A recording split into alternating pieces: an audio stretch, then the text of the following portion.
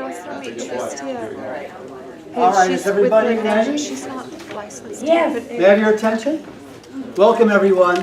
Oops, I should say whatever I want before I turn this on now.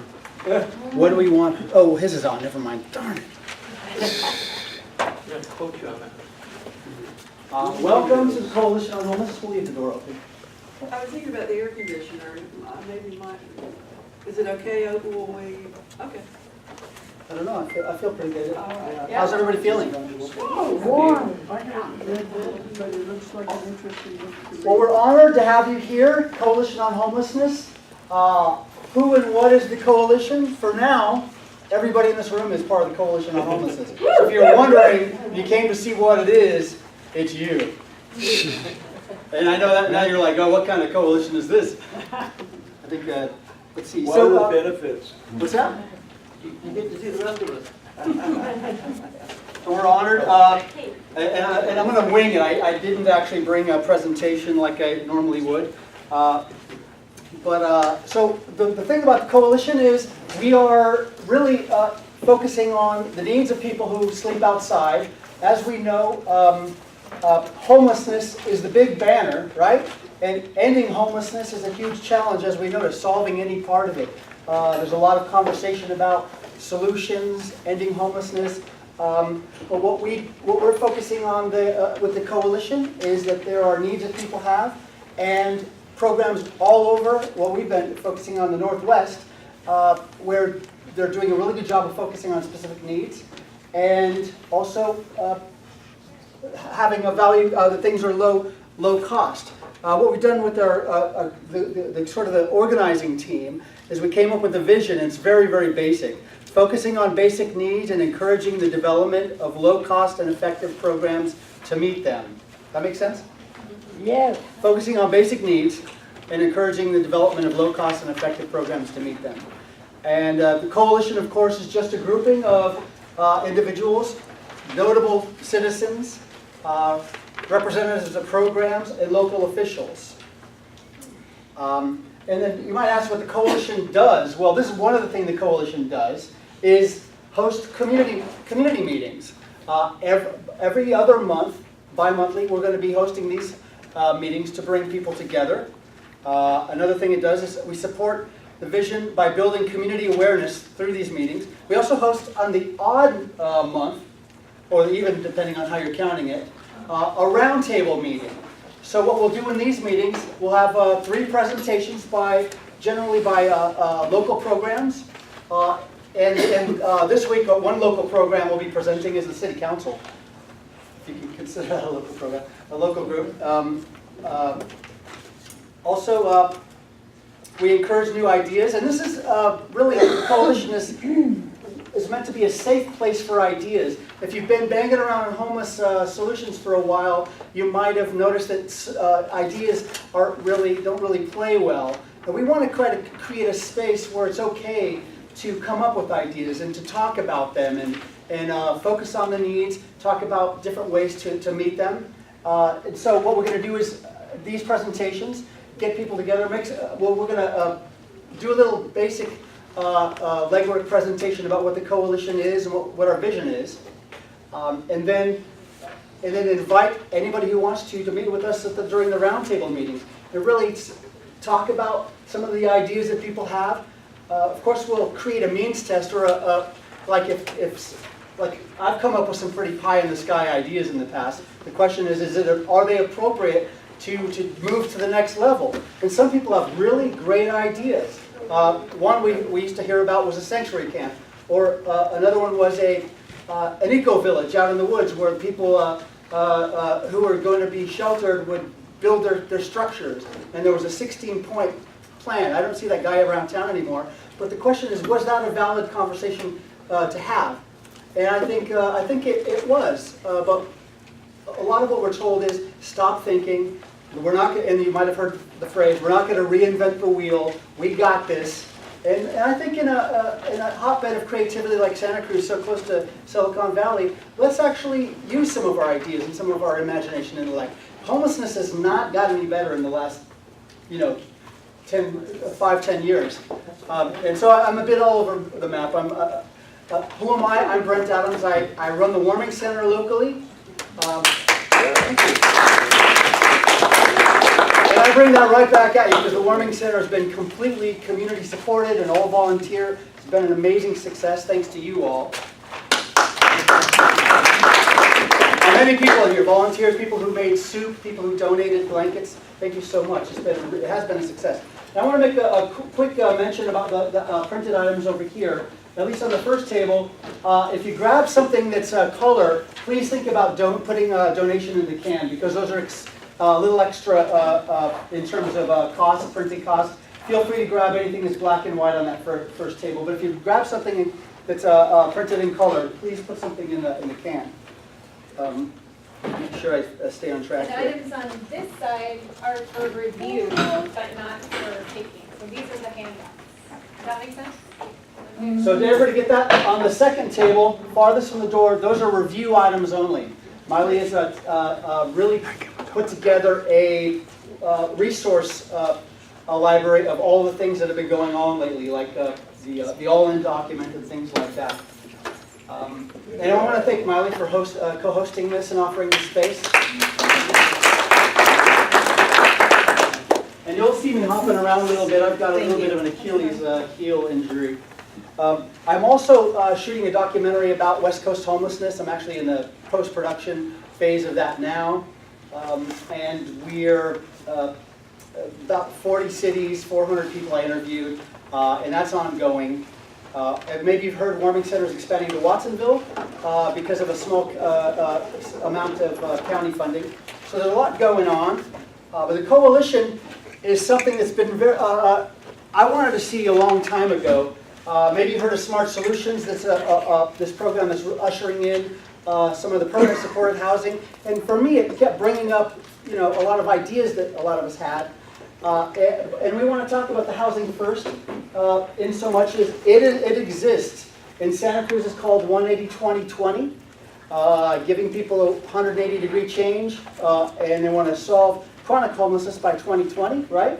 The year 2020 used to be called 180-180. I think they've housed like over 500, going on 600 people now. So this is dedicated. And what sometimes we hear, how do you solve homelessness? Give them homes. Well, that's a real feel-good sort of thing, but I challenge it mainly because we haven't done that yet, and it doesn't look like that's really happening for the large amount of population. Let that be okay. Let's bracket that, all right? How do you solve homelessness? Give them homes, all right? That's great. Also, you'll know about the sleeping ban, the civil liberties conversation. It's also very valid. It's illegal to sleep outside after 11 p.m. Until 8 in the morning, or it's really even illegal to cover up with a blanket. Now it's really, hi Paula, it's really enforced up to the discretion of the law enforcement officer. They don't go after everyone who's sleeping. It's actually relatively safe to sleep outside in Santa Cruz. There's some discussion about that. Everyone's not getting a ticket every single night. We'll talk about that. But the fact that it's illegal to sleep outside, that's a different conversation than we're having in the coalition. David? Yeah, just on that point, even our new chief of police on the front page of the Sentinel is just inviting himself to our city. He declared that he's not going to be enforcing these laws against the homeless, which is, the sleeping ban is not seen as anything regulating out of order tourists camping in the middle of Pacific Avenue. It's really seen as going after the homeless. It's the only purpose it can serve. I think things are changing. Instead of just being a massive repeal effort, people are talking about just tagging at the end of the camping ordinance that it should not be used to interfere with survival sleeping. I don't want to go on and on. I was noticing that. Wait, there's nothing there about how we do it, about style. We're in the very beginning of this whole presentation. I will shut up for now. You please withhold your questions and then critique at the end. We might get there. Regarding style, if it's all style, that's okay with me. I'm just joking. But hold on. So we're going to bracket these and really not discuss them here, housing first or the civil liberties. What we really don't have in Santa Cruz, though, is a good conversation about everything else, the needs that people are experiencing. And when we talk about homelessness, that's easy to say homelessness and point to that. But it's actually way more than that. I mean, why do we take the most difficult to achieve hurdle and have that define the entire thing? We're not going to give them, but housing tomorrow, but what we can do is focus on all the other needs. Like, I woke up this morning and I went directly to the bathroom. Now, somebody who wakes up outside, they can't go directly to the bathroom. That's a huge thing. We really have to always remember that. What do? Well, just try to imagine what that's like. And I encourage you maybe to sleep out in the doorway sometime. And I was going to show a Facebook page here from Homelessness Outside in Santa Cruz, where I've collected almost 100 photographs of people sleeping in doorways in Santa Cruz. Additionally, there's another file there called Belongings Left Unattended. And that's another thing that the coalition really wants to talk about when we talk about unmet needs. But what we're going to focus on, of course, emergency shelter is prime, but really what the federal government has done is removed funding from, here we have the unmet needs. Let's say this is the needs that people have who are living on the street. They've erased a lot of the funding and focused it over to housing first. So we really want to talk directly on focusing on needs. I hope I'm being clear. Do you feel like I'm being clear? Yes. Okay. And we do have a Coalition on Homelessness handout. Of course, we don't have enough of them. These were put together for the meeting 2 months ago. This is online, Facebook. It's called Coalition on Homelessness, and also the warmingcenterprogram.com has a link to this, and also has a link to this also. When I say link, it's a PDF file. And this is going to be my presentation a little bit later. So tonight we have 3 presenters. We have Councilperson Rochelle Leroyan. She's going to present tonight about the coordinating committee's the City Council's Homeless Coordinating Coordinating Committee's 20 recommendations that they passed unanimously a few months ago, focused specifically on homelessness. And then Miley, how do you say your last name appropriately? Mikru Friede, and she works with the library, and she's going to talk about, and I might have the program wrong, the coffee hour. We'll talk about library outreach, engagement with homelessness at the Santa Cruz Public Libraries. Yeah. And then, and I didn't vote for this, people within the organizing group can confirm this, that I'm going to be the 3rd presenter, and then after that, and I'm going to be presenting, I was going to present on Safe Haven Village, but we're actually going to talk about a holistic focus on needs. We will break down some of those things we talked about earlier. And then, we're going to show a video from the city of Eugene, how they have certified different types of shelter programs. And then we've got this, and I hope you've passed it around, the yellow sheet. This is our sign-in sheet, and I hope I have enough in here. You'll also find it at the back of the coalition handout, and it'll be online also. And really, this is what we're here for. It's to build community around some of these ideas, because homelessness is, in a way, we didn't intend homelessness, but in a way we all kind of produce and maintain it. We can't undo it very easily, but together, if we make it a decision, each one of us, that we can do a little bit, we can actually reduce the effects and improve the experience of homelessness for people sleeping outside and for ourselves also. Let me see, make sure I'm honoring what I wanted to do here. I saw 5 countries this year where they're succeeding.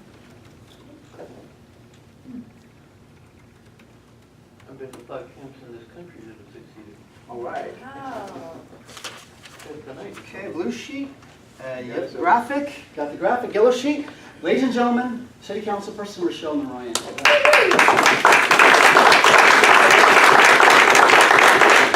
Hi, good evening. I'd like to know who I'm talking with. Are any of you here representing organizations? If you are, if you could just raise your hand and tell me what they are.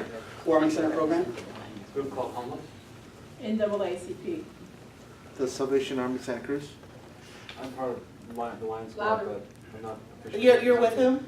The Lions Club, but I'm not. Oh, officially Lions representing Club. them now. Oh, he's not representing them though. I'm just repeating it because other people were asked. Well, we kind of are officially representing the Cabrillo host Lions Club. Oh, okay, great. Downtown Outreach and Homeless Community Services. Homeless Person's Health Project. ACLU Santa Cruz chapter. Okay. Downtown Street. You said downtown streets team? Okay. Wilf with Women's International League for Peace and Freedom. Okay, Wilf, Temple Bethel and Kadesh Amenu. okay. Idea Fab Labs, makerspace. Oh, is that the one out in the Wrigley's over? Oh, I love that place, great. Environmental Cleanup Coalition.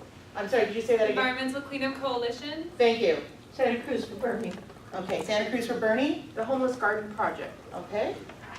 Oh, and you too? You had your, oh, with together, okay. Oh, Santa Cruz Free Guide.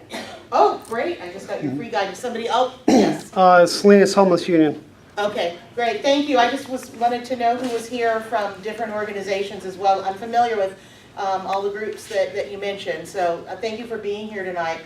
So it was interesting when the motion came before council to form this coordinating committee, I actually voted against it because I didn't want it to be another study group that just looked into a problem, studied it to death and did nothing.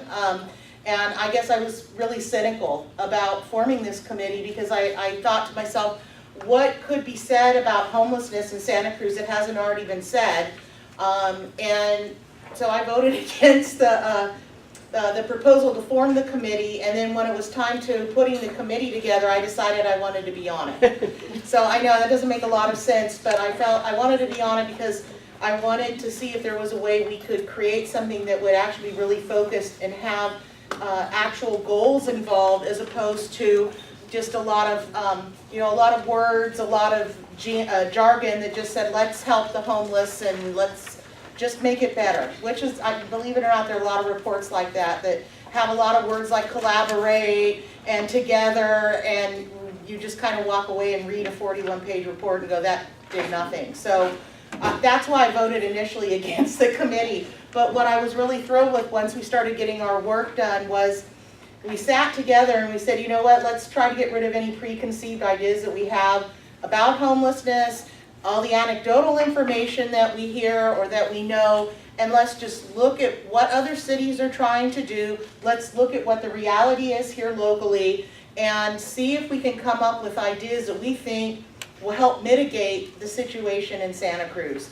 And we also realized homeless is a huge word. It's a huge word that describes different situations. And so we felt we needed to focus on what we thought we maybe had an opportunity to actually affect versus trying to take on homelessness as a huge issue, which is what really something that the federal government should be spending more time doing and providing resources for.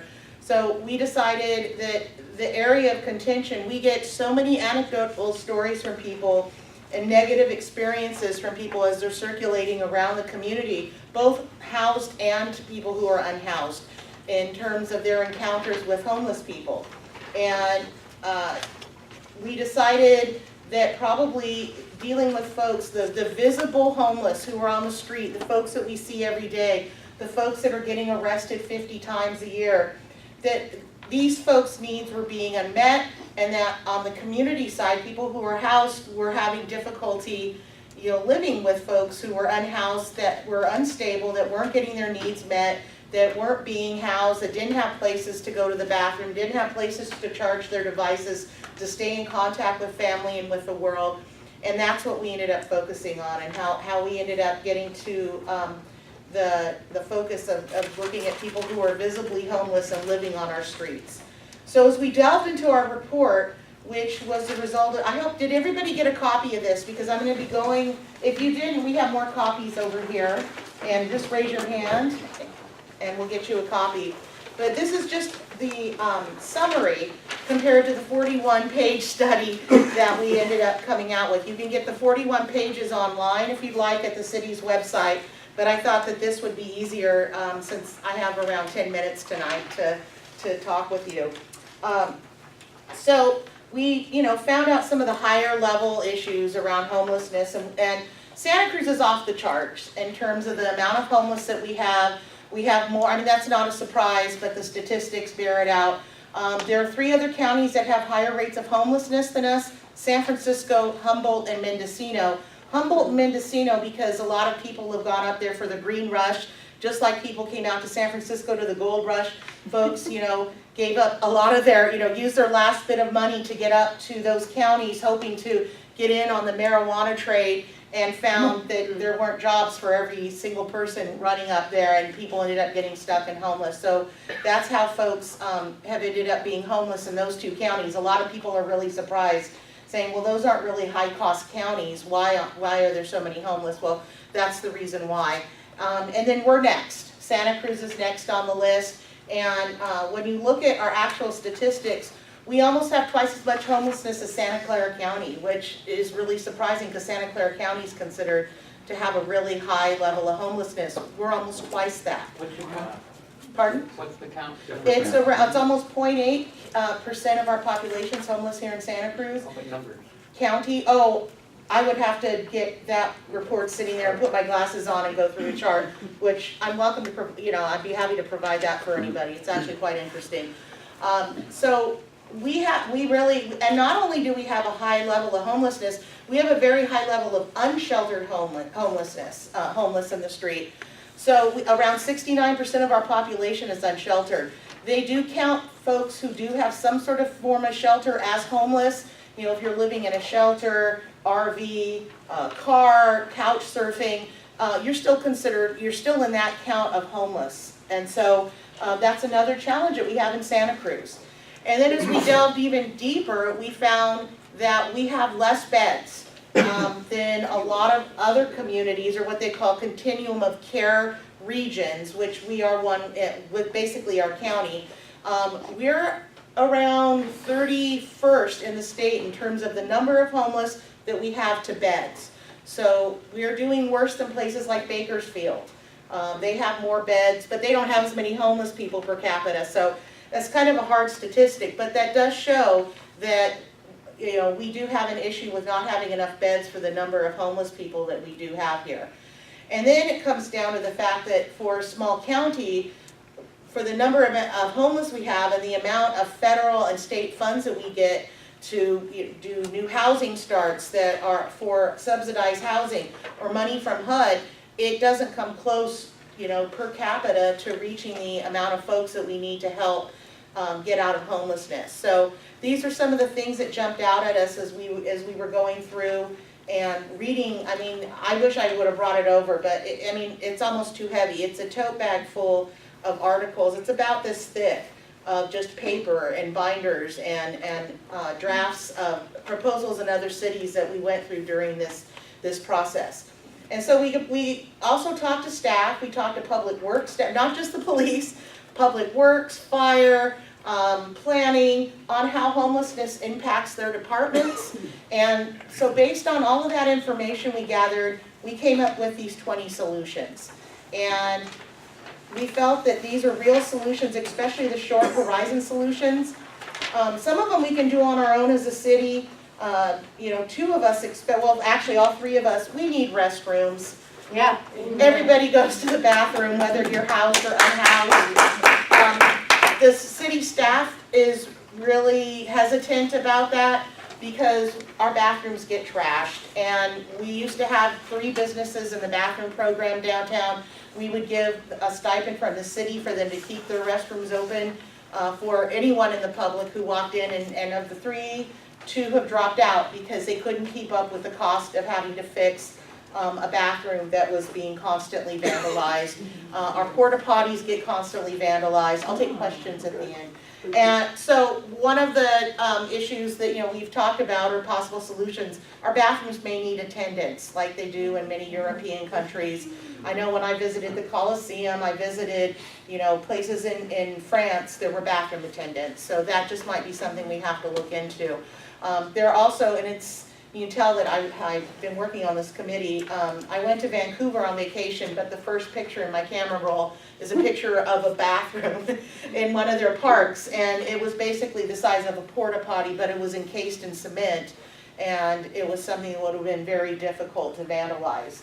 And so there are different things that we could do here. The cost is just, it's really astronomical. But the cost of not having it, I also think, is astronomical as well, in terms of community health, human dignity, and we hear complaints from everyone, from people who, when I walk precincts in certain neighborhoods, they were finding human feces in their front yard, every day on their doorsteps to homeless people themselves saying, I want a damn bathroom, I don't want to go outside.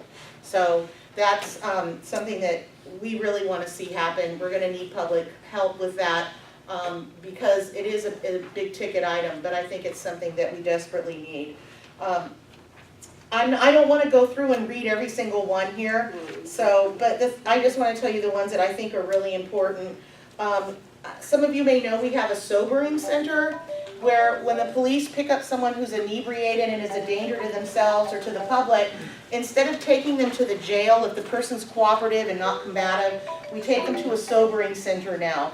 And this has been really a great success because the police officer doesn't take an hour to book somebody. The police officers, a lot of times, they told us, we don't feel like this is a law enforcement activity. It is to a certain point in terms of public safety, but taking this person to jail when they're not combative isn't really helping anybody. Because we take someone to the sobering center, they actually have folks there who will talk to them as they're getting more conscious and back, back to normal levels of understanding about their alcohol, not all of them are alcoholics, some of them are people who've gotten drunk the first time ever and do stupid things in public. So, but it's a great way to stop somebody and from going down a negative path, as well as trying to get somebody on a better path. So what the police told us is, wouldn't it be great if it was if it were for more than just serial inebriates? Wouldn't it be great if it were people who were in the middle of a mental health breakdown, or somebody who is, not ODing, obviously you need medical help for that, but for somebody who's under the influence of another drug, because right now it's strictly for serial inebriates. So we felt that that was a great idea, that it would be great to have some sort of intervention center that isn't just law enforcement based and isn't the jail. They don't have the ability to do this. Secure storage facilities really jumped out at us too. Imagine you're walking around with all your possessions, you can't leave your possessions. There's a lot of theft amongst homeless folks themselves, and there's a lot of people who prey on the homeless. And when they can't leave their items, that's really encumbering. You don't go find a shower, you don't find a job, I saw somebody earlier today with it was a shopping cart tied to another cart tied to 5 backpacks. And so there are models for this in other cities, and we looked at a lot of them, and Brent showed me a lot of them. And so what we're hoping is someone will come forward and give us a proposal for that. And we think that that would help. Another issue is people being able to be plugged into their devices. We did get some gripes about this going, what are homeless people doing with smartphones? Well, how else do you keep in track with your benefits, with your family, with the world?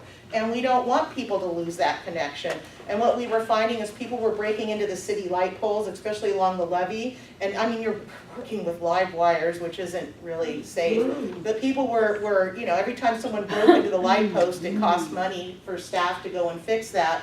So we thought about charging stations in a variety of places. So that's something, actually the Public Works Director came in and gave us this idea. So we're looking at different locations throughout the city where those could exist. And the idea too is as people are plugging in their devices, maybe there could be someone there talking to them about how they can connect to services as well. So that's another thing that jumped out at us. Sorry, I'm just trying to pick out what we thought were really important. One of the, creating the 2x2 committee with the county we felt was really important. What we found out, the county is the level of local government that's supposed to deliver health and human services. They actually have staff who are specialized in these skills. They have social workers. The city doesn't have that. Most cities our size, we do have a couple of social worker outreach workers that we've hired, and so we do put money into programs with the county, but ultimately the county is the level of expertise that has for delivering social services. And we just discovered that the county and the city don't talk a lot to each other in a formal manner. So we put together what's called the 2x2 committee, where 2 elected members of the city council meet with 2 elected members of the board of supervisors on a regular basis to talk about these issues. And that just astounded me that this wasn't happening on a regular basis. I assumed it was when I was elected. It's like, they're just right over there, you know, so that wasn't happening. And there's a lot of people in the county who don't understand what people are experiencing as they circulate in downtown Santa Cruz or on the west side or now up on the east side, you know, that there are people encountering a lot of panhandling, a lot of garbage being left in public areas, a lot of folks running into people who are mentally unstable and not knowing how to handle folks who are in the middle of a break. So it's important that they know that that's the experience people are having, because we really need their help. We can't do a lot of this without their help. And then that goes to getting with other cities in the state of California through the California League of Cities who are also impacted by homelessness and becoming much more savvy about lobbying the state government. Some of you may know, how many of you know about redevelopment agencies? Oh, some of you, okay. So redevelopment was an entity that allowed communities to raise money for new housing starts, for subsidized housing. Well, it was being abused by some cities. They were using the money to allow shopping malls and things like that to go up. But as a county and as a city, we were using that money the correct way. We were not abusing it, but they threw the baby out with the bathwater and completely eliminated redevelopment agencies. That's millions of dollars gone, you know. And so we need to get together with other communities having housing crises and homeless crisis, and get together and lobby the state to put something else in place that replaces redevelopment agencies with assurities that we will not be abusing that. So that's just one of many things that we came up with. Like I said, I could go on. I think I may have already reached my 10-minute limit as Brent's starting to walk around the room. Have I hit that yet? You got 60 seconds left. Okay, 60 seconds, awesome. Bottom line is that we're trying. And I think for me, what really just came out to me is if we don't get an infusion of more resources and more cash, we can keep doing things that improve the situation, like having charging stations, like having healthcare workers out in the field. This is what I would really want. I would love to see social workers galore just out, and I'll get to you in just a second, just out in the community. And I know that the county is going to have a mobile healthcare team, but we need more than that. We need people out meeting people where they're located in the community. And so in order for this, I think for things to get better, we need cooperation from other municipalities. It can't just be the city of Santa Cruz. You all need to go to Capitola. You all need to go to Scotts Valley, the county, and Watsonville, and also get them to start doing more, because they don't own this. And people say, well, homelessness only happens in Santa Cruz and the city. That's not true. 25% of Capitola's arrests were homeless people. So to sit here and say this is only a city of Santa Cruz problem is completely incorrect. So please, use your voices to go to other municipalities and ask them to join in. Please use your voices at the state level and at the federal level. We're going to need, to make this a game changer, we're going to need more cash coming into the community and to the whole country for that matter. If you look at what the federal government did with its veteran homeless program, they made a lot of success. There's some states now that can say they're free of homeless veterans. We need to expand that to all homeless people, and let's get the federal government involved, and then we could really start doing something. But thank you very much.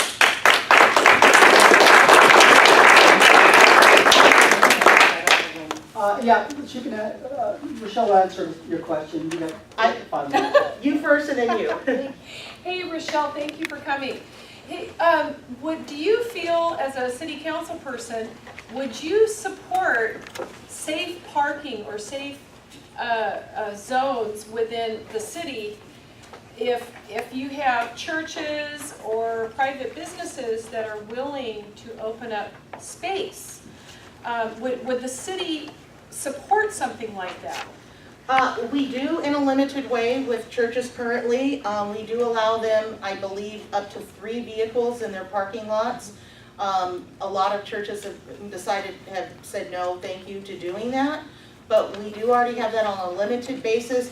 The problem is if it's not really well monitored, and if there aren't people there who are very much like trained to be able to work with, really difficult folks. I've got a lot of horrible examples of what's gone on in other cities So- with these. So if we were able to provide some data or some models that do work, do you think that the city at this point would support some models, some pilot programs? I think that the way that you would get that to happen is if other cities and counties would also go along with us on that. 'Cause And I not think- have us be the only Right. area So- within the so county to do Michelle, I'll it. be happy to meet with you. Okay. I have been all over California and Oregon and Washington visiting successful sites. Yeah, I would start with the county though, because I think, they represent 60% of the unincorporated area, or the area in Santa Cruz. And so I think for something like that, it needs to be something where it needs to, I would say, start But with if the we county. had something solid, would you support it?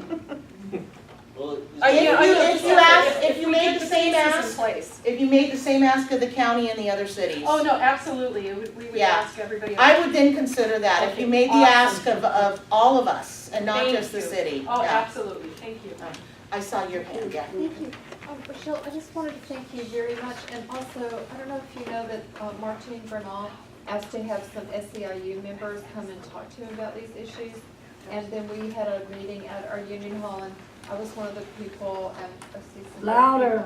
There were some people from the SEIU were asked to come to a meeting with Yeah. Martine Bernal. I mean, not specific people, but he asked to speak with union members that work for this, work for the government. So I was one of the people that went, and we had a meeting before that at the Union Hall, and one thing that everybody there could agree on was just what you said, and I want to applaud you for that, and I know you have things from all of us, is talking about having the public bathrooms with paid attendants, so thank you. Yeah, it's absolutely needed. Yes. I want to go to funding. Does the city of Santa Cruz have an actual housing trust fund that people, citizens, residents, corporations can actually contribute financially to build the fund? I don't know the legalities involved with how that money Santa can be Clara accepted. has There's- some kind of housing trust fund, and they're able to use, it's been going for a long time, and they can leverage the money to. We do have a housing trust fund, and in fact, we're using it to fund the development that's going in that we just approved for 41. The whole development is all inclusionary and subsidized housing. So we do have a housing fund. The problem though is that How do the you streams contribute to it? the streams of money that used to go to it are dwindling, are going away or But there dwindling. are so many corporations that could, if there were a way that it could accept. Let me money, look into so- that, because there's also Please do. weird legalities involved with that, like private money going into a trust fund. So that's a good idea though, let me look into We give to that. 501c3s all the time. Right. If we have money, we give. Yeah, Okay, and then the other thing was Monterey Bay Housing Trust Fund. San We are involved in Bernardino, that. Monterey and Santa Cruz, and it's in collaboration with Silicon Valley Coalition or something. it's MBEP, it's the Monterey Bay Economic Partnership, thank you. Yeah. I couldn't remember the P. So actually, the city of Santa Cruz voted to join that. Oh, good. Our contribution is $200,000, which will come back to us around 5 times that amount, because they're taking all of the money from these regions and they're pulling it together to get matching funds from foundations and from government agencies for grants. It just makes it so much more powerful, the more money that's in the pot. So we are part of that. Because all that money not only can be used for housing down the line, but for these needs that we're talking about addressing immediately, we need money for that too. Absolutely. And then what about some kind of land space? There's Senate Bill 2 that's going through the legislature right now, and that's something that all of you could call and advocate for. It's coming before Mark Stone for a vote, which I expect he'll probably vote for it. It puts a transaction fee for every real estate transaction, and it should raise millions of dollars in its first year, where they're thinking 500 million or so, and then that would be another pot of money that would allow counties to be able to apply for housing starts. So If you have the time, get a hold of Mark Stone and let him know that you like SB2. You might want to read a little more about it than just what I said, but. One more question. Eric, I'm gonna go for Eric because I know Eric, so Rabbi, I'll get you a little bit. Thank you, I appreciate that. I thank you for doing this whole report and everything. I've got a concern though, because I feel like this is really a prescription to address symptoms. And, restrooms and showers, the charging thing, because they're breaking into electric stuff, and, everything on here is addressing symptoms. And I'm wondering, if you're only concerned about the visible homeless, which is clearly a small portion of all the homeless in our community, are we really addressing homelessness here? There's nothing about wages, there's nothing about housing, there's very little, next to nothing about mental health services, so. Eric, you came in a little late. When we formed our committee, we realized that we had to focus on one thing that we are not claiming that we're solving homelessness with this, but we were realizing we only had a limited amount of time and resources to be able to affect what's going on currently on the street. I agree with you, this is completely reactive. It doesn't go into the reasons why people end up homeless in the first place. I completely agree with you. I think that's a task for an even bigger group to take on. When we were looking at our resources as a council, this is why we came up with the report that we did. But now, what you're talking about, and I was thinking about that on the way here, we've got a huge problem. Our society is producing too many people who are homeless and who are addicted and who are not getting access to education. It is such a huge conundrum that we're in as a nation, and it's well beyond our scope as a council that, to be able to address all the issues that you're talking about. I mean, we'll try to, but even just taking the 20 on and trying to fund them I'm completely overwhelmed. I hope we can do it. One more question. Okay, Rabbi Posner. First of all, I do want to thank you for participating in this process. My question, Rochelle, is, and I'm not just going to surprise you, given the fact that Santa Cruz now lacks any substantive emergency shelter, how do you, as a councilwoman, rationalize maintaining the ban against sleeping when there isn't adequate shelter? Let me just say one last thing. I could understand possibly a ban against sleeping if there was adequate shelter. But as you know, there is no adequate shelter. How do you rationalize that? I rationalize it because we cannot handle the amount of people that we have here, and we cannot have more people come here and have us try to manage the folks that are out there. What you don't hear sitting in this room are the stories I hear from people who are trying to circulate around the community, and the experience my own family had just walking from City Hall back to my home, which is just a few blocks away. Real crimes are real crimes. The chief of police said he's not going to enforce this, and you're defending what he's not going to enforce. How can you do that? And I know, like you, I heard before we even started this, I heard you discussing this. We are not running around ticketing every homeless person we see, but the problem is if we don't have this, when people are gathering, there's too many people gathering in one spot, and it's turned into, a health issue. It's turned into. You're not letting me answer the question, sir. I'm sorry. Thank you. When it turns into a situation that's become a health issue, it's become a trash issue, it's become a vermin issue, unless you actually see someone take a piece of paper and go like this, we can't charge someone for littering. So the sleeping ban is the only tool legally we have to be able to approach somebody when people, because people will tell me there's other laws against littering, there's laws against defecating. The problem is all those crimes, you have to be there to see it. Why not just do the white people take it? So I'm just trying to. I'm sorry, I'm so sorry. No, don't apologize. It's fair. All's fair in love and politics, right? So, I just want to say it's a good question. We can't honestly. The stories that I hear too from folks that aren't necessarily in this room are not good either. And unfortunately, it's a tool that we need. We can't even really approach somebody unless we have that law in place. And so I hope we do get to a point where we don't need it anymore. But, you know, this is where I would love, and this is a vision I've had for a while, to get everyone in a room who disagrees on this issue, because this debate is so toxic. It's either everybody who's homeless is a perfect angel and they do nothing wrong to everyone's a bum and they should get out of town and they're terrible. And it's like, I feel like we have this discussion on these edges of the debate, instead of like, I would love to get people in the room to be able to ask each other questions on this, because I hear it from both sides all the time, like, why won't this side understand it's not okay to have, how come nobody cares that people defecate on my front doorstep and I find needles in my front yard?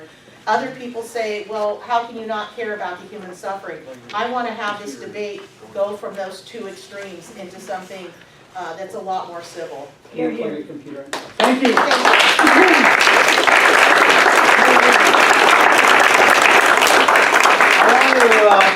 A couple things. I want to honor you, Rochelle, for coming. You didn't know which group and what is true is we invited her here. It's a valid question, like I said. The sleeping ban is a valid question. The coalition is not addressing it until members of the coalition demand that the coalition. What we're not addressing in this community are the unmet needs of people experiencing homelessness. It may be symptoms, but no one's talking about how to meet and talk about the symptoms, that there's no place to go to the bathroom, or there's no place to store your things. And I'm on the street every night, sometimes as late as 4 in the morning. I spend time out there with people. I care about them. I'm very close to the population of people sleeping outside. It's true. They're getting their pharmaceuticals taken from each other. They're being confiscated by city workers. There's no bedding. I'm giving blanket after blanket out every day. And people are literally just out there with nothing. So we need a coalition that's going to be focusing specifically on the needs and how to solve them. That's why I invited Rochelle here, because they did come up with 20. They could have been 40. Some of them might be a little bit more towards the status quo, like the Homeward Bound thing. You probably are going to fund that. Some of the things maybe seem similar, but some of them are a little aggressive. If you've been around the city for a while, a lot of those things are far-reaching, especially just the verbiage of the opening conversation, if you read it. And that's what I'm hanging my hat on. And the idea is that these recommendations are something that we're going to use to build in the, programs in the future. The coalition, a program like this, an entity like this. Now, we're not building programs within this coalition. It's not going to do things. What it is, it's a central hub of all the programs in the community, and we can start demanding change from the city council. Right now, it looks like we're getting pretty good turnout. We could actually start, and I invite you all to, on the yellow page, fill it out. Put your name, and then a month from now, we're going to have a roundtable meeting where we're going to have discussions with each other. It's not going to be you facing somebody talking. We're going to talk amongst each other and talk about what we want what's important for us. Thank you, Rochelle, for being here. Am I allowed to stay? Yeah. And thank you, Rochelle, for trying to answer the question. I do give you credit. You did try to answer. Thank you. No more interrupting, though. Miley of the library, the local downtown library has been a de facto, I shouldn't let her say it, but has been doing a lot in terms of providing a space for people to be. And I really applaud the library, and they've given us a place to be tonight. And thank you, Miley, for being here. Thank you, Brent. Thank you, Brent, for holding us. And thank you, Rochelle, for being here.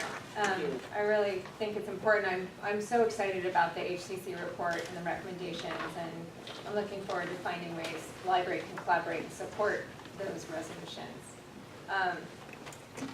I'm kind of nervous standing up here. When we did this planning meeting, we had 3 different speakers, and I wasn't one of them. And I'm not sure that what I'm doing is really all that relevant. But it's relevant. It is. Okay, It's so relevant. that was my And then the computer died, so I had a little slideshow to show you, but let's see. That is the plug for the power cord that's inside of here. It isn't plugged into the And it is laptop. on and it is plugged in, so let's see here. Something just happened. Maybe it's not, maybe it's not. Let's see here. It had a low power signal, did you Yeah, have the right. power supply So plugged in? I must Okay. let's just think that it's plugged in. Let's see. Oh, that would be the reason. Okay. Yes. There we go. We did have invited Patty Brady, who does a lot of programs. He was going to be our third, but he's in Malawi or someplace, some fictional African country helping people. So we invited Miley, who came to the organizing meeting, and she was gracious enough to fill in. Thank you, Miley. Thank you for having me. Well, meeting needs. So when I thought about what to talk about, the library has been, as an organization, we've been rethinking our relationship to this issue, partly because we can't not rethink. We have a relationship to this issue. We've become the de facto day center. We don't turn people away. We are the public library. We serve everyone. People experiencing homelessness are our patrons and our community. And but that doesn't make our role any less complicated.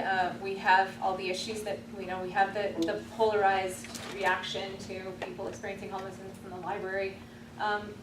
But as I started thinking about this a couple years ago, and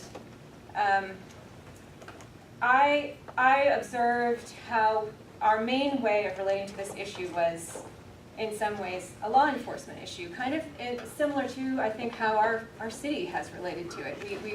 We see it as this inevitable, terrible, tragic thing that we can't do anything about, and all we can do is mitigate the effects. And I started to question whether that's really so. What could we be doing in a positive way in the library? Like if the tools that are at my disposal are library tools. I'm a librarian, I design programs, and I try to meet community needs.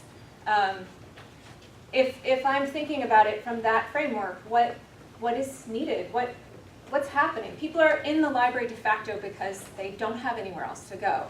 And it's a warm, dry place. It's a place where they can plug in a charger. It's a place where you can use the bathroom.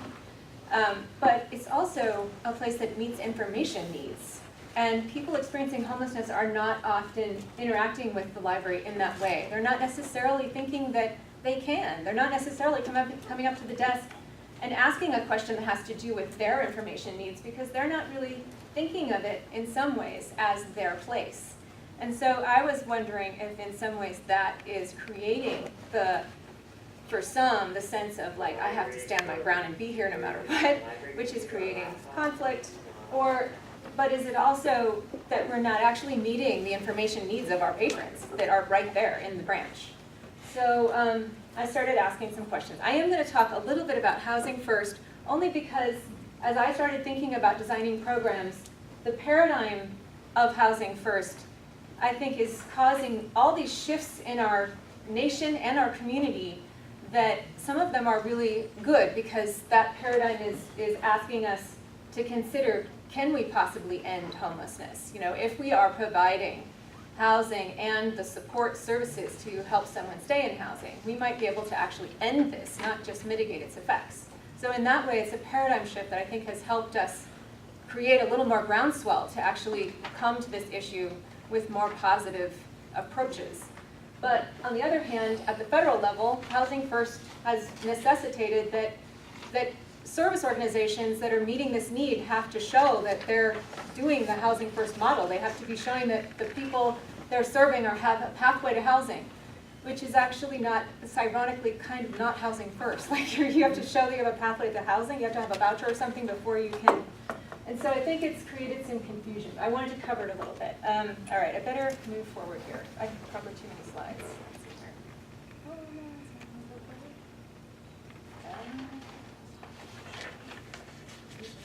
Okay. So the federal definition of homeless is anyone who's in a temporary shelter And then also anyone who is sleeping outside or in any place that's not a place fitted for human habitation.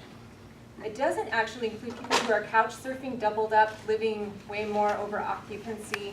And our survey shows that that's actually one of the categories that's producing the largest amount of people entering homelessness. Our point-in-time survey, I'm going to cover data just really fast. I'll try to do it really fast. Maybe you guys already know all this stuff, but I had to learn it as I was getting familiar with this issue. And it's really interesting. We have numbers that talk about this. And I think as we discuss what to do, we should all kind of get more familiar with the data, because even if we don't agree with the data, even if we don't think it's expressing the reality, we should be able to know it and then question it and say, oh, well, I don't think that statistic's actually measuring what I've observed, and here's why. Or how can we get at better data that measures this more carefully? The data also helps us overcome myths. And as I was figuring out what to do differently in the library, I needed to overcome some of these myths. Myth number one, most Santa Cruz homeless are transients. They come from somewhere else. Actually, our data shows that 84% became homeless in Santa Cruz. And of that 84%, the largest percentage, 60%, lived here 10 years or more. That's a pretty huge difference from the way we hear all the time, oh, these people, they're just coming here for the services. Well, maybe not. Myth number two, most people are homeless in Santa Cruz because they're making a lifestyle choice, that they don't want to be housed. Actually, 86% said of the survey respondents said, yes, they do want to be housed in safe, affordable, permanent housing if it were available. Myth number three, most people are homeless because they have a severe mental illness. Actually, our national data shows that only 13 to 15% have a severe mental illness. But of those who are chronically homeless, the most visible, and probably the sector we're seeing downtown, it is a higher percentage. It's 30 to 40%, which may be some of the feeling that we have, the anecdotal feeling that we have when we're walking around downtown. Oh, this is really linked with mental health. But it's important that we're not seeing every homeless person as having a mental health issue. Also, myth number four, homeless people don't work. Actually, they do. They work. 45% in a big national survey had worked in the past 30 days, and it would be higher if we could be counting off the books work. You know, wage labor where you're standing at the San Lorenzo Lumber and getting a job, or getting paid under the table, or doing volunteer work in a service center. So the survey shows us that we've had, over the last 10 years, we've had anywhere from 33, or the highest number has been 35, 36, so almost 3,600 people experiencing homelessness. And then we had a real low in 2015, went down to 1,964. We're not feeling it being low right now. The next survey data is going to be released this Thursday. ASR is going to be announcing the point-in-time survey data on Thursday at 11 at the St. Stephen's Housing Center on SoCal. So I think it's important that we're paying attention and trying to figure out, like, was that low number an outlier, or did it really show that we had decreased homelessness in that 2-year period by 44%? I doubt it. So do I. I know, there's a lot of, yeah, but I think it's important that we know those stats so that we can actually be talking about progress we're making. Housing first is the concept that if you give people housing first and then the support to overcome issues that helps them become homeless, it's much more effective, and people actually can stay in housing and can get things turned around. And there's a lot of data out there that's showing that that's true. And then the cost approaches are comparing that to emergency services and the cost of serving high emergency service users versus just using that money to get a person housed. It's possible that that 44% decrease had a lot to do with us stepping on the first pathway as a community towards housing first. There's a lot of changes that were made in that 2-year period that increased beds. We had the creation of a homeless services coordinator at the county. We had greater coordination between county services. But And then there's also a lot of evidence. This is from the Economic Roundtable study done in Santa Clara, comparing emergency services costs with supportive housing costs. And it showed that it's about $42,000 per person per year cheaper to simply house someone. To me, this doesn't mean that housing first is the answer, but to me this was paradigm shifting because it says there's a way we can eventually end homelessness. Are we doing housing first right now in Santa Cruz? Do we have this infrastructure that can put every person who's on the street into housing right away, right now? No, we don't. We don't have enough housing units. We don't have enough beds. But it's paradigm shifting to realize maybe there is an end in sight. Maybe if we really bring to bear the effort and the funding and the will and the community energy and the coordination between government, nonprofit, and groundswell grassroots support, we could actually end this problem. We could actually transform it. And then looking back, getting back, so that was the big picture of like, how do we fit into this? Well, libraries democratize access to information and expertise. And if part of getting out of homelessness is finding your personal pathway and connection to services, support, and housing, then maybe the library's role is helping people with their information needs, because essentially that's an information need. So we started a program on Thursdays where we serve coffee up front, and the first hour is before the library opens, and it's free coffee, and it's really, really informal. There's no barrier. It's just support and free coffee and check in and talk with staff and also volunteers. But we also let people know that for the second hour we do information navigation. So we will work with a person one-on-one on whatever they choose. So the idea is they get to decide, I don't want to work on any of that stuff, but I need to get my instrument out of hock, and my friend has it in his storage space, and I need to make a phone call, and I need to get this, and then you can do that. You can make a free phone call. You get to decide what you want to work on, and you'll have an advocate who stands by and tries to make that happen. So that was the idea. And then as I was exploring that, I came across all this research in libraries about social exclusion and how people relate to information differently when they have had all these experiences that don't validate, that I can just get on the phone and make something happen. And this quote I think is really important. Libraries must recognize that same or consistent customer service which does not take into account socioeconomic disparity results in inequitable services that further disadvantage socially excluded people. And I feel like that quote helped me to articulate something that I was seeing in the library every day. It also, in planning this, it led us towards the concept of being a community-led library. If we can be open to the community's needs and the community defining what we need, then we're working along this bottom track of being community-led instead of trying to tell people, be prescriptive and say, this is the answer, this is what you need to do. We listen and work with the community, work with volunteers and with people experiencing homelessness to try to meet those needs, for them to define their way forward. There's actually a lot of libraries that are doing community engagement with homeless issues. And so it's not just this radical out there thing that we're trying to shift this pathway and provide this pathway in the library. There's a lot of other libraries that are doing this nationally in different ways. Here's some photos of Job Resource Center and a coffee and conversation program in Dallas.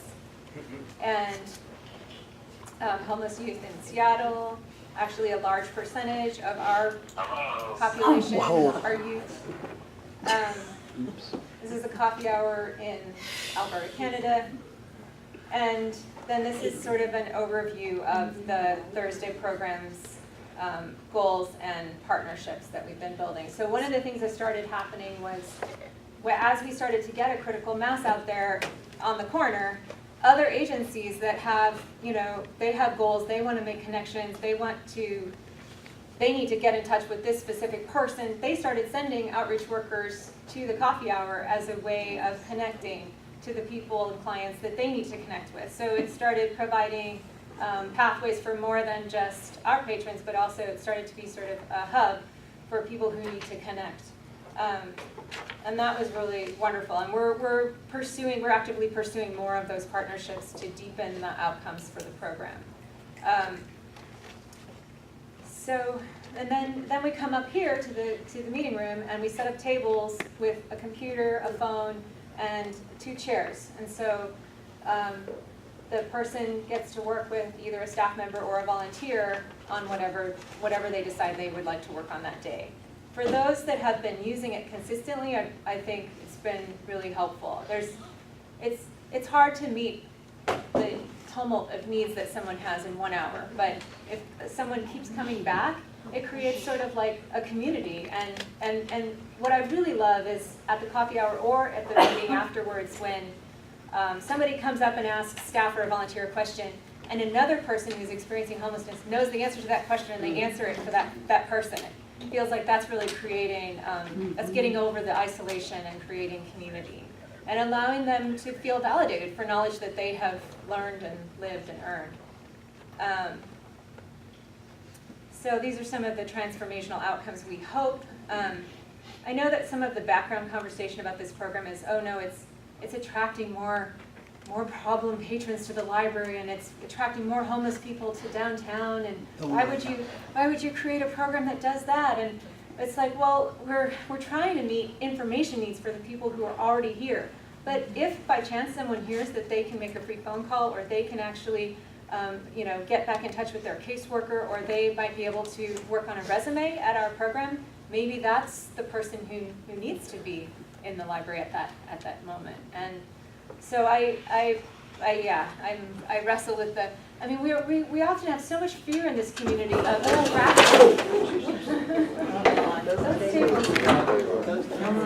supposed to be locked. I'm not sure. Don't interrupt the speaker. Gotcha. The whole time. We have so much worry about trying new solutions that because if they work, then they might attract other people to our community. But we need to have solutions that work. So we need to, I think, overcome that fear somehow and get over the idea that, yeah, if we have a solution, maybe it would be a good thing if other communities start paying attention and we become sort of a leader in this field of finding solutions that actually work. Yes.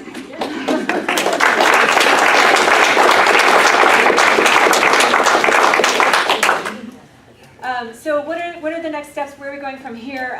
One of the things that Brent really wanted to talk about was the All-In Civic Engagement Series.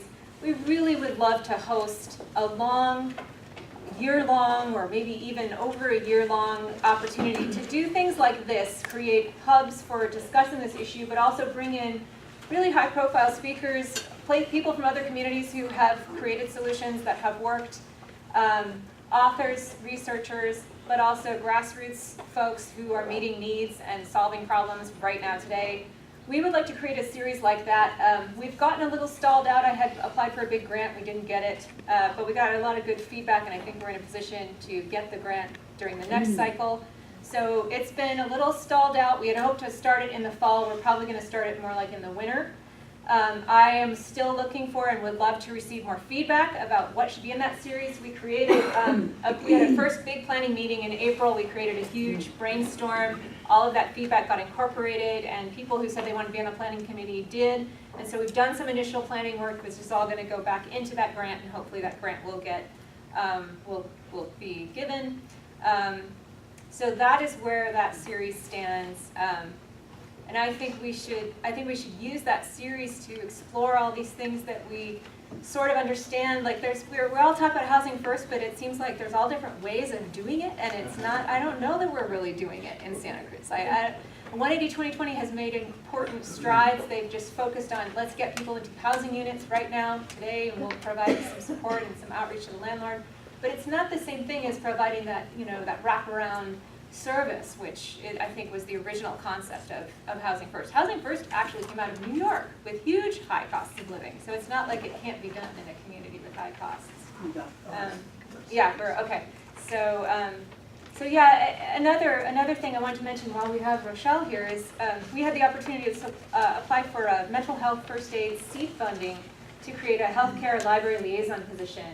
which is an experiment we're trying out this summer. We have Serge Cagno, who is operating that role with a lot of expertise. He's on the grounds downtown, and it's going to have he has office hours downtown, and he will have office hours at 2 other branches. And the idea is for this to be a social worker in the library role that could serve the system as a whole. But we would need permanent funding to make that happen. I think that this really fits nicely with recommendation number 2 in the HCC report, to have more downtown mental health care outreach workers. And so we would love to partner with the city on trying to figure out that permanent funding for that.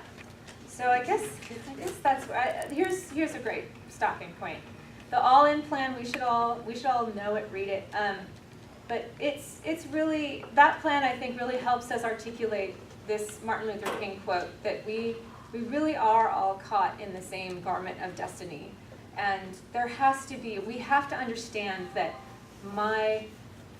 whatever affects me affects you, and my best is your best, and there has to be a way that we can address this issue as a community, because it affects my dignity when I walk down the street and see someone in abject suffering. I don't want to live in a community that doesn't think that that's important, that everyone have that dignity and human needs met. So. Yes, absolutely. We only have a few minutes for questions.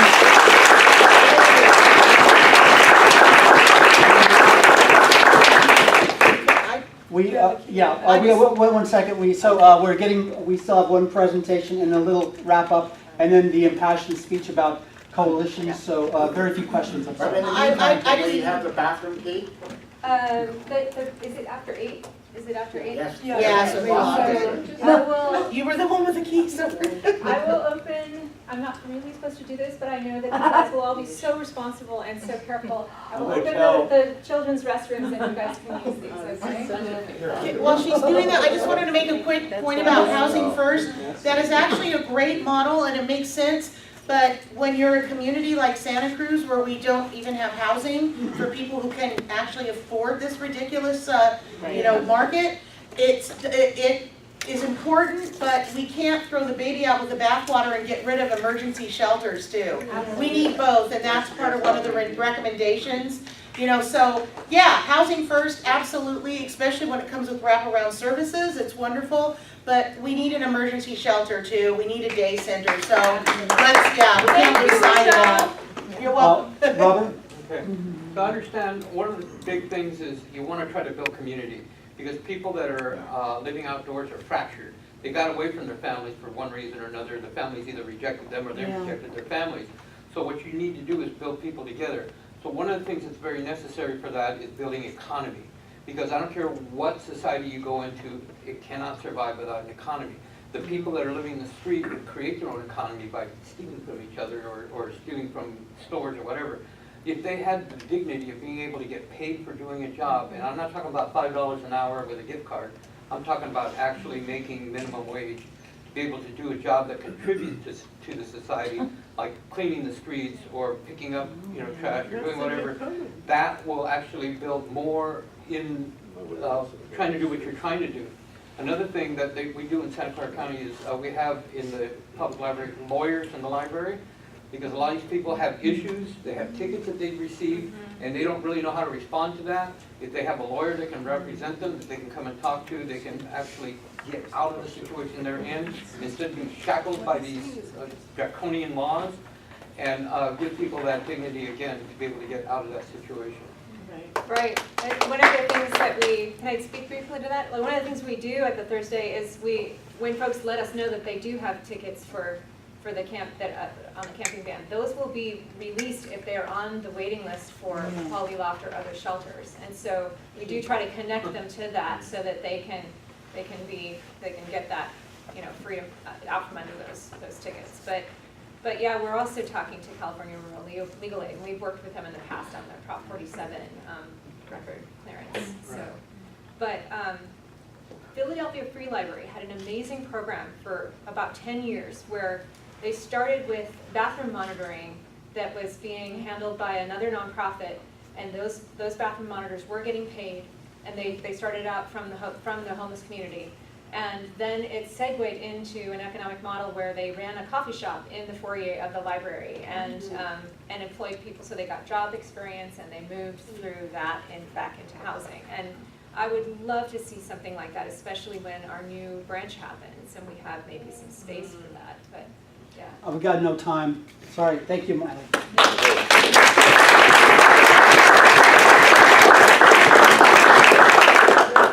Thanks again. So I want to double back. Coalition on Homelessness, as it stands, came out of a need that a desire, but there's no group entity, no collective power, social group talking about some of the basic needs that people are experiencing. Housing First is well represented, unbelievably overly talked about represented, has all the big flags from the highest castles. But what's not talked about is what's happening right now on the street. And this is Brent Adams talking. I am no longer representing the Coalition on Homelessness, all right? I run the Warming Center. I'm trying to spark the coalition and trying to invite you into the Coalition on Homelessness. But I was voted to, recommended to be a presenter. So I'm going to present something I call, let's see if we have it here, holistic focus on needs. And some of the needs that we have, there are many. But what we're watching is night to night, like you might remember the protest camp that existed over at the City Hall, and then a lot of people started congregating there, and now there's nobody camping in that area, and they're camping in other areas. And then later there are going to be a lot of complaints. They're still there every Tuesday night. No, you miss the point. It's not that I get that the Freedom Sleeper activity is there, but you're not there at 3 a.m. on Saturday night or Sunday night where those people have moved to because of citations, and there's a conversation about that. They've moved to other locations. Citations force people to move out, having their stuff confiscated. So the city is not really talking about it much. It's a displacement effect. Steve Clark talked about that years ago. The displacement effect is when they move people out of the Pogonip and then they were forced to come into town. We saw a whole bunch of people on with bike trailers and things like that. Maybe you saw that happen, I think it was about 6 years ago. All of a sudden, a lot more people in town, people on the levee. Now no one's on the levee, so we kind of move around. In San Francisco, it's actually a managed program where they get enough calls for complaints on Treat Street, then they do a cleanup. And what they do is they allow people to move, and then they spray the street, they put all the garbage in the dumpster, and then people can move back, but they'll come back and do it again until the people aren't there. They move to another street. But what occurs is, in Santa Cruz, literally hundreds of people, and I did the point-in-time count both this last time and the time before, and Brent Adams is here to tell you that that count is bogus. Yes. It's bogus, but it's always bogus. So then we can start seeing that the numbers at least might, through the filter of bogusness, might give us a picture of true homelessness. Right? Filter of bogusness? Yeah, because it was bogus last time. I'm so stealing that. It's called statistical science. Anyway, so what I really want to stay on track, because you see I don't have an organized presentation. But what's true is, while we're working on permanent support housing and the government is defunding shelters, and while there's Homeless Services Center is no longer a Homeless Services Center, they should change the name, while the library is doing a lot of that work, people are outside and we kind of blame them for the effect. Like, we need attendants because the bathrooms are going to get trashed. But really, I don't need an attendant. Homeless people don't need an attendant. They just don't have a place to clean up, to launder their clothes easily, to have a private space. Therefore, they sometimes use the bathrooms. I did the bathroom cleaning task force where we cleaned a porta potty for a summer to try to encourage the city to open up more bathrooms, which they did. But what we discovered, they closed that after, they ended up opening the bathroom on Soquel 24 hours a day for about 9 months. They funded it. But the problem is, if people are having sex in a stall, or sleeping in a stall, or shooting up in a stall, or going to the bathroom in the stall, you need 5 stalls. That's my only joke for that. All right, but the truth is, Yes, they get a little vandalized, and so we got to build that into the contingency that they have to, that there's cleaning. But what I believe, and this is Brent Downham saying this, and I advocated for a sanctuary camp for a number of years, and we got a lot of support, a lot of you supported it, which is a clean, safe, dignifying space for people to sleep outside and keep some stuff in a bound space with a fence. Now these exist all over the Northwest. Right. Eugene certifies these type of camps. And so does Seattle, which means a nonprofit has to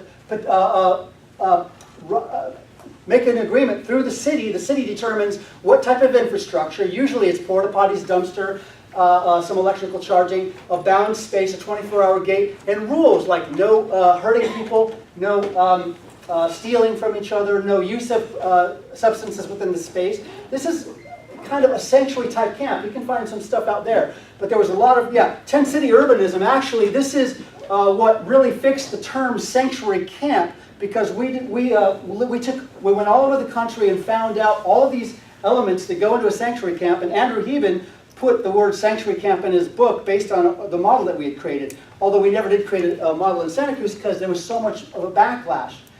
But we know it's not true any longer. We have to dispel the myths. People do not travel for services. And I asked 400 people that last summer, if you knew that there, and I went to the highways, to the riverbeds, to the tracks, and I talked to 400, actually 1,000 people, but 400 on camera. One of the 20 questions was, if you knew that the services were way better 50 miles away, would you go? About 95% said no, because this is the place I know. My friends are here. I know where that store is. This is where I sleep. My mom actually is over there. My kids live in the town next door. I just don't want to be seen over there, so I'm over here. But that's a lot of the story. They don't want to go to a town they don't know. But some people do. That's the transient effect. 5%, as the data shows, are only here for 30 days or less. I want to stay on track, make sure I do. Because I'm all over the map. Because the holistic focus... Did you want access to do forget it. So we're talking about the holistic focus. The 20 recommendations included shower trailer, or shower program, included storage program. But it didn't include, they didn't put sanctuary camp or tent camp on the thing. And I don't think they really focused enough on that. If you do a lot of research, you'll find that in Eugene, I'm sorry, I'm limping around because I hurt my Achilles. They have Conestoga, the city of Eugene permits 4 of these locations where Conestoga huts. 5. Well, actually many more than that. But 5 that the city has contracted community supported shelters to run. So yeah, so some, but all there are specific spaces. My dear, thank you. There are 5. There are actually 2 different nonprofits. There's a Mockingbird, so there are actually many more than 4. But I'm trying to say that where these Conestoga huts, and actually they have wooden platforms. But the city determined that it has to be a nonprofit, has to have these set of rules, this sort of infrastructure elements. So it's that's the sanctuary camp. So what I want to put here is, if we wanted to, and we say we don't like it reduces my dignity when I experience homelessness. But I'm actually bound up in that, because if we wanted to as a community, we could get everybody off the street who wanted to be off the street by next week.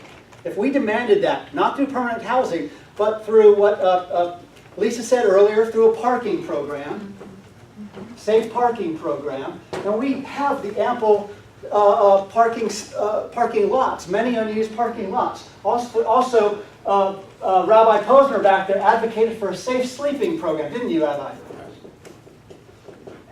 And this would be monitored through the displacement management program, meaning you don't want people sleeping in your doorway. And we have hundreds of photographs of people sleeping downtown. That's not an appropriate place for people downtown. But maybe for overnight, there could be a space in town. I don't know, that could be like a park or something. I'm not advocating for that, but I'm saying there are more appropriate places and less appropriate places that we could talk about. And then sanctuary type camps.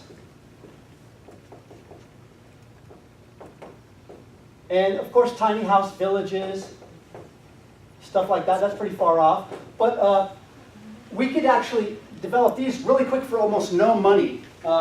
Safe Sleep would be a program that you would actually work through with the police department. and they want it in the Parks Department, where people are already sleeping out. And what I'm encountering is people, like, I took a picture of a woman sleeping next to her bike behind one of the movie theaters. I moved my vehicle around and came back, and the bike was gone. Somebody had stolen her bike already. A buddy of mine, he had his pharmaceuticals in his jacket. He laid his jacket over and fell asleep. His jacket was taken. Now he's facing the ability, you know, those are actually antipsychotic meds that this person needs. And to get those again, or to get the license, so anyway, of course I'm going to be all over the map, forgive me. What I believe is, sleeping ban aside, permanent supported housing aside, we could focus on these very easily and get a lot of people into safer spaces. And when we talk about a storage program, imagine a storage crate like they have in Portland, and there are programs all over the place that I discovered, and the city council has focused on them. Imagine there's a locker program. In LA, there are warehouses where they put plastic bins. They're actually repurposed garbage containers on wheels. But they roll those out, and there's a processing place, and people, in the morning, the place opens up, and in the evening it opens up. I actually advocate for a big storage container like they have in Portland. What they did in Portland is, a portion of that is, there are porta potties in the back here, a sharps container, a dumpster, and so the door opens up in the morning for 3 hours, and people go, they drop their bedding off, they pick up their day bag, and they can go off into to the day. They don't have to worry about carrying their bedding around. One of the biggest problems of people experiencing homelessness is the identifying signifiers that say, oh, that person's homeless. And whether we agree or not, homelessness is becoming a caste system. Once homeless, always homeless. Oh, that person's homeless. Not going to invite them over or interact with them on a regular basis. Even the person might have had the same upbringing. But I want to encourage a lot of us, if we didn't have redundant systems, if we didn't have family, if we didn't have friends, we could end up in the same circumstance. And additionally, around mental health, if a person's sleeping outside for a year or more and they didn't have a mental health challenge, within a year, that person, you included, would have a mental health challenge. Trauma, depression, PTSD, somebody taking your stuff, and then you're realizing that you have to go to the bathroom and there's no place to go. It's really daunting. So what I believe is a storage program. Additionally, a shower program. Say storage. Shower trailer.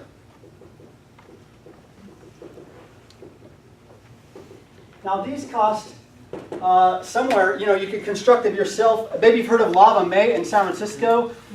This is their do-it-yourself kit. They now have a toolkit to help people like us develop shower programs. And I visited them, actually visited shower programs all over the place. Shower trailer in Seattle, in California, in San Jose, in Santa Rosa, in Sacramento. Anyway, their shower trailers just like this. Actually, they're not using the bus anymore in San Francisco. They give it because they had a lot of mechanical problems with it. What they're doing is doing the shower trailer. But imagine the shower trailer pulls up. This is the little truck pulling it. Storage program. What's this over here? This is the Loads of Love laundry. Garbage container. And this could be a porta potty. As soon as this pulls up, all of a sudden you have a de facto homeless services center that does not exist in this city right now. It doesn't exist in the county. Why is that? Who's really reducing the dignity of people experiencing homelessness? To a certain extent, we as a community are. Some of the most basic elements, keeping your stuff safe as you sleep. This is something that we do not offer the people who sleep all over this community. The ability to have a shower. Now, we want to give money to the Homeless Services Center or some other program, but what about the extreme west side? There is no place to get clean or even get clean drinking water easily as a person experiencing homelessness on the west side. And many of the people who experience homelessness downtown never cross the highway. We learned that as the warming center that we discovered an entire population of people not accessing the winter shelter ever. And so that was a little bit of an eye-opener. Why aren't you going to the winter shelter? Because it's all the way up there. I'm not welcome. That's an actually different crew. There's social aspects where people don't mix well. I'm not sure what that's about. But this is what we've created as a community. that we have people downtown who don't access the showers where the showers are available. There's a few hours a day at St. Francis Food Kitchen, that's behind ProBuild, but that's it. There's a few hours a day at Homeless Services Center. A lot of people up there are accessing that. You have to be in line. We might be seeing that expanded. But what I recommend is a shower trailer that goes out to where the people are, so you don't expect the people all the way out on the west side of Moore Creek to get to the Homeless Services Center. This is Brent Adams talking, okay? We were clear about that. It's not really the coalition. The coalition is all of us. We can talk about, oh, it's a safe place to talk about ideas. The churches in Aptos and SoCal are behind one. Yeah, no, that's true, but that's not going to be used for people in Santa Cruz. If it's used, it's going to be used for the Association of Faith Community Programs. But you're not going to see that shower trailer go onto the west side and serve people. And as the warming center director, I kind of know a little bit about, it kind of surprised me because when we weren't open, I get calls all winter long, people out on the west side needing blankets and tarps on a rainy night. And I go out there and find a whole community of people completely drenched, shivering, with mud on them. And I'm like, who are you people? They're people who don't even go downtown. But of course, let's talk about, there's people using illegal substances. They have to shoot heroin in their arm just to get well every day. Not to get high, but to get well. There are people with methamphetamine addictions. A lot of people are in houses have methamphetamine addiction and opiate addictions. But I'm no expert to talk about all of this stuff. What I'm here to talk about today as this presenter is the focus, a holistic focus on needs. I believe with a basic set of shelter, storage program, a shower trailer, and what I call displacement management program, working with the city, the Parks Department, the Police Department, we can actually benefit hundreds of people on the street for so little money that we won't be talking about $400,000 for this or $250,000. So that's kind of my presentation as Brent Adams standing before you.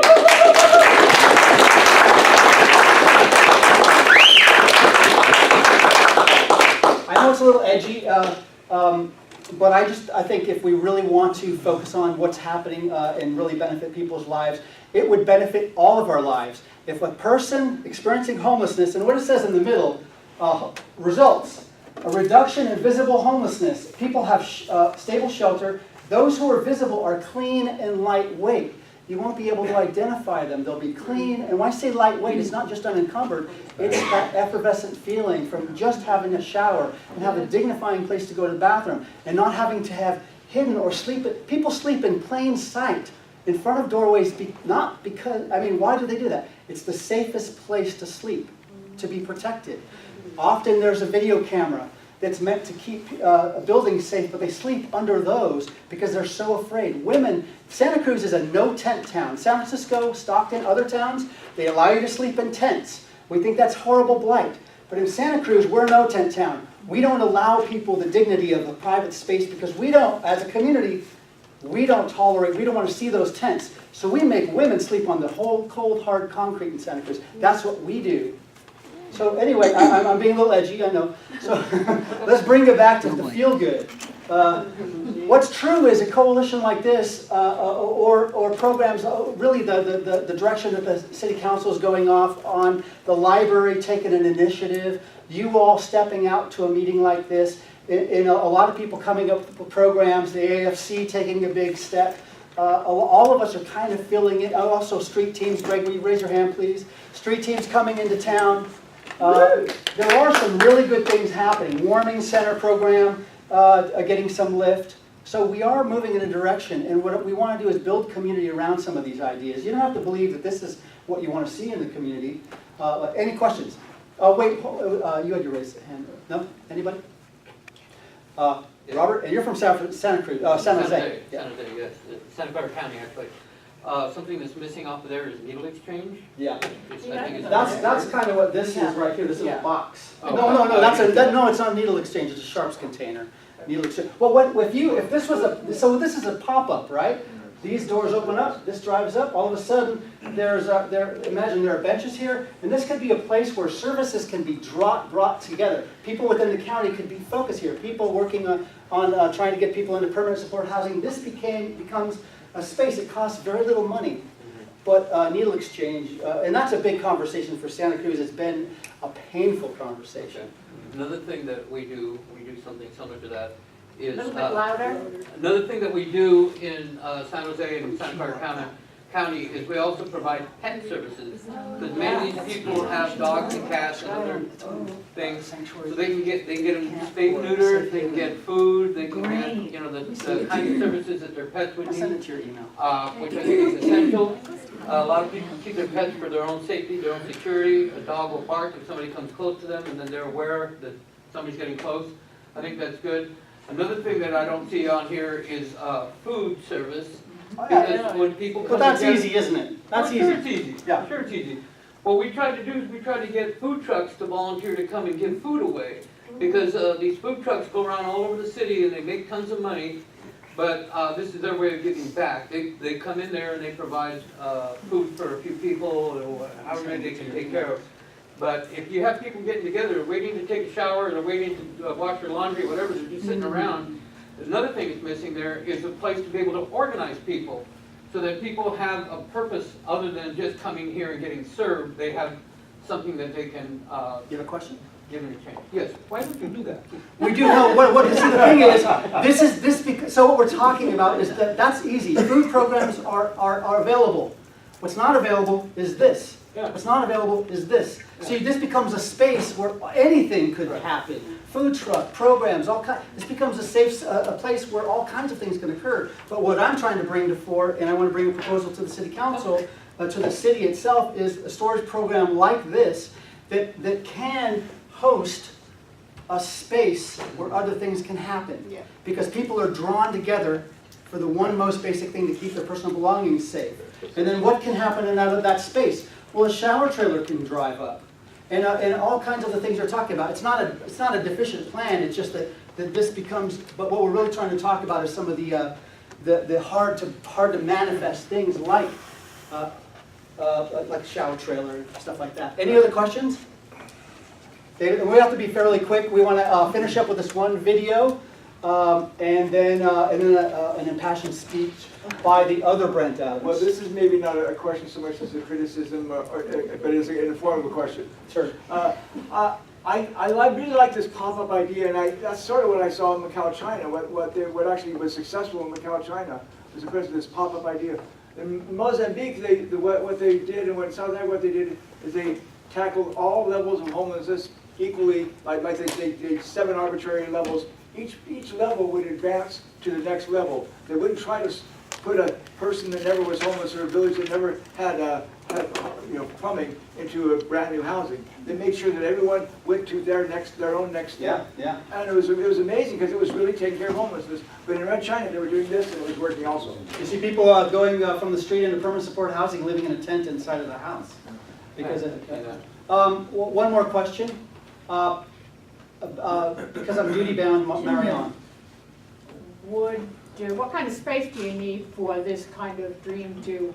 That's a good question, and I don't want to make an assumption that I know the best space. I have some favorites, but when we start talking about specific locations, all of a sudden that's when it's easy to. But some of the likely spaces would be at nexus locations. If you have tracks or levee or highway or downtown, or, you know what I mean? There's some nexus locations where it's almost begs the point. But I don't want to highlight those and say that's where they want to do this crazy thing. But I believe that sometimes the city can set out in a direction and not have to worry too much. So it's really how do we build some political will, some public awareness leading to political will to establish something like this. Sir in the back? Oh, kind of a general comment on the whole homeless situation. We keep using this term homeless, but there's really like 3 different types, at least what I can figure out. There's the economic homeless, folks that are, job loss, domestic violence, family situation, and they're out there through economic conditions. All economic. You've got the addicted homeless, I call for lack of a better word, that are the junkies that are on the street. And you've got the, I guess, the mentally ill class. There's 100 different And there's no types. triage done in terms of services and prioritization. You're right. And I think that, the economic homeless should probably be given first, first. Well, there are people on the street who we have to get off the street fairly soon because they're dying out there. Other people like you and I, if we become homeless, we just need a little help. I want to go directly into this video because we're at the end of our time here. Right. This is what we do. So let me tell you really quickly what you can expect with the Coalition of Homelessness. I'm sorry. Yeah, Coalition on Homelessness. Every time we present, I or somebody within the coalition will give a little spiel about what our vision is. And that's what you saw at the beginning. Then 3 presenters. So keep coming back to the coalition. Just because you saw something that you might not have liked tonight, every time we're going to have 3 different presenters, and you might be able to be one of those too.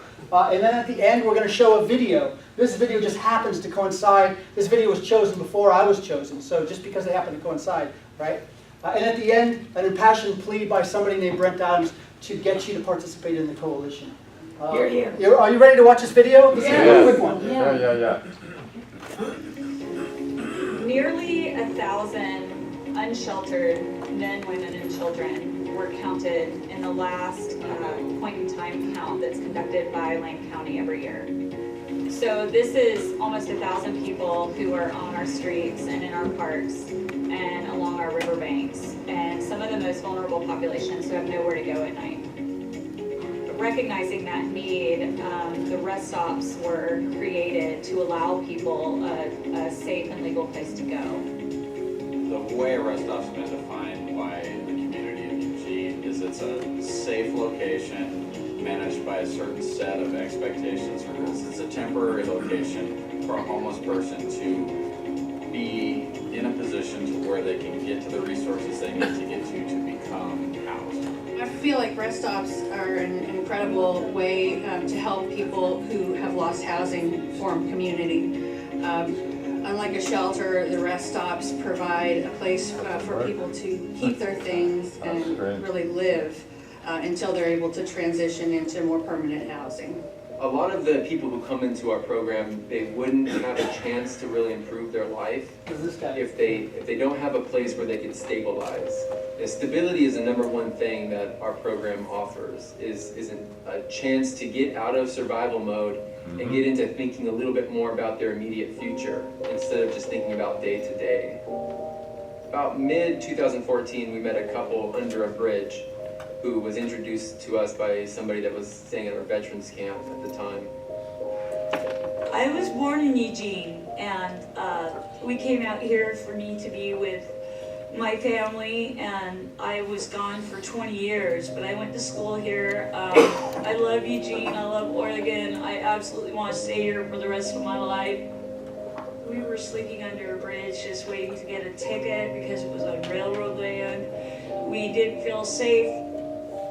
Thank God we're together today, me and my husband, because of community-supported shelters and them taking us in. We saw their vulnerability at the moment, and so we were able to quickly place them into our Roosevelt Safe Spot camp, where the husband eventually became groundskeeper, and she became our tour host. Since my husband stepped up to a management position, we had a little more time than the regular residents. So he was volunteering his time as groundskeeper. I would help with little things around the camp, like doing the tours and stuff that come over there. You look at the difference between when they first moved in and now, and it's a remarkable change. While she was in our program, she got her teeth redone, so she has dentures now, and so she smiles a bunch. And when you look at the early pictures, she looks miserable. And he is able to work now. He started receiving his Social Security income, so now they're able to pay rent. They left feeling empowered and ready to face life and move on to a new chapter in life. We were always positive about the rest stops in the sense that at least it was a better situation than these folks living on the street. I think everyone agrees that it's not a long-term solution. A long-term solution is actually providing permanent housing for these folks, and that is one of the key issues in Eugene, is the fact there isn't enough housing for folks who are on low income or homeless. We truly believe in housing first. which is a model where if you can get somebody into housing and then do proper case management and give them all the skills they need to do well in that housing, then it's a far better model than even a shelter or living on the streets. I think a lot of the community's perception is still based on what they think about when they see a illegal homeless camp. They think of garbage, they think it's in disarray. Our program is nothing like that. When you go to our program, people feel light, they feel empowered, they are friendly. Our camps are tidy, organized, clean. They are transitional locations. These are intended to give the people that are in them the time to get into permanent housing or to get into situations to where they can get a source of income to be able to provide housing for themselves, provide for the times for them to make the decisions and do the things they need to do to get onto permanent, stable housing. We vet people, we talk to people before they come in. We don't let everybody in. If people are obviously under the influence of drugs or alcohol, we have to ask them to come back another time because we don't allow alcohol or drugs in the safe spot. All of these rules are in place and the on-site management is in place in order to make sure that the rest stops are good neighbors to the neighboring businesses and residents. We've had an independent study by the University of Oregon found no negative impacts on the neighboring businesses and residents from the rest stops. They found that most around the rest stops tend to be supportive and continue to feel that their neighborhoods are safe. What I've noticed is that our issues are probably more prevalent when rest stop is not here. We haven't had very many issues. We seem to have less people in the area. We've never had an issue related to the rest stop camps, and we've had them probably within, I'm going to say a couple hundred yards of our property. I don't know where we would be without the rest stop. We're comfortable today. We've made it into this trailer park. It took us 2.5 years, but we finally got on our feet with help. The vision for us is that everybody without shelter would have some place where they can legally sleep, no matter what their individual challenges. And it's going to really take the whole community to get behind that vision to make it work, because it's a struggle to find places, especially in different neighborhoods besides along the train tracks, to host these programs. Helping to diversify the land where the rest stops are placed would help our community's overall strategy with dealing with homelessness become much more successful. Well, my hope for the future is that we have more housing for people that's affordable. But in the meantime, we need to find a permanent spot. Moving every 6 months is a tremendous burden on the people who live here. They've had enough challenges in their life without having to pick up every 6 months. Eugene needs more rest stops because the rest stops provide a gateway out of homelessness for people, and they minimize the impacts of illegal camping. If we had rest stops in every community, the community could come together around to support. I am willing to be a neighbor to one of these rest stops, and I would probably get involved with some supportive opportunity, whether that may be helping them to get water, or some of the rest stops are doing metro programs. I would welcome members of the rest stop in my neighborhood association and their feedback into community planning. It's been a really positive collaboration, and we just feel great about having these folks get off the street on their way to hopefully permanent housing and permanently getting out of homelessness, and that's what we're all about. It's just a wonderful place to heal and get back on your feet. It's beautiful. And if you notice, it's the City of Eugene, and that's not even meant for us. That's the City of Eugene trying to reach out to other property owners in Eugene, trying to say, can we find some other spaces away from the train tracks? Because they're all. And Lisa's been to these programs. I've been to 4 of them. Also, I've been to all the ones in Seattle and Olympia. And I'm not here. I'm not trying to advocate. Actually, we shouldn't maybe comment too much on it because I already had my presentation. But City of Eugene certifies nonprofits as well as Seattle does the same thing. We have a copy of the How to Build a Conestoga Hut, and if you want to look at that, it's over there, as well as the do-it-yourself thing for the shower trailer. These are over here. If you want to, our printing budget's pretty high. Please drop some. If you take anything that's has color on it, please definitely donate. So very quickly, just before we leave, I want to, and I forgot to, we passed these out, but if anybody needs a pen, pass the pens around also. So back to the Coalition on Homelessness, Brent, less edgy, more unifying, more friendly. The Coalition is not Brent Adams. The Coalition is really is constructing itself. And I want you to be involved. If you have an idea for a program, if you've seen something out there that you think could exist in Santa Cruz, or you're actually running a program, please see yourself as part of the Coalition. The Coalition is not just some people who really want to do their own programs. It's not just me trying to serve my own needs. It's actually all of us together trying to shift. And when we talk about paradigm change, let's shift the paradigm and let's make it possible. And I don't want to loop back to what Brent normally says, but yeah, come to the, put your email on here, your email, but if you don't have an email, put your phone. Every odd month we have a roundtable meeting, so that's where we can actually discuss some of the things that we want the Coalition to be about. Right now, it's a few of us, and but I think with some of the new things in town, we can really shift the experience of people experiencing homelessness, and it could benefit all of our lives, not just them, but we could actually feel better about going. What we're seeing is some third worldy sort of conditions. And I visited 40 cities, and it's mushrooming out of control everywhere. It's not just here. People aren't coming here. They're actually, they're everywhere. And it's shocking in some places. That was meant to be inspiring and impassioned. I don't think it really rated. I'm going to work on that. It's honest. But please fill this out. And then what we're going to do is put a group. We're going to add you to a group, and you can opt out of the group if you want to. But see yourself as part of this coalition. This is a building community. This is a place where we as a community can really have some effect in what occurs. We can build some things, and we can hold Rochelle Naroyan down and have her twist her arm and make her Not too hard. not too hard. Don't break it. But again, let's give Rochelle another. You were so generous. Let's give Brent a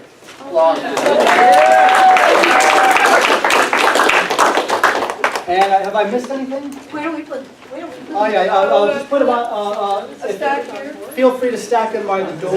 Again, thanks Miley for in the library for having us here. Thank you everybody.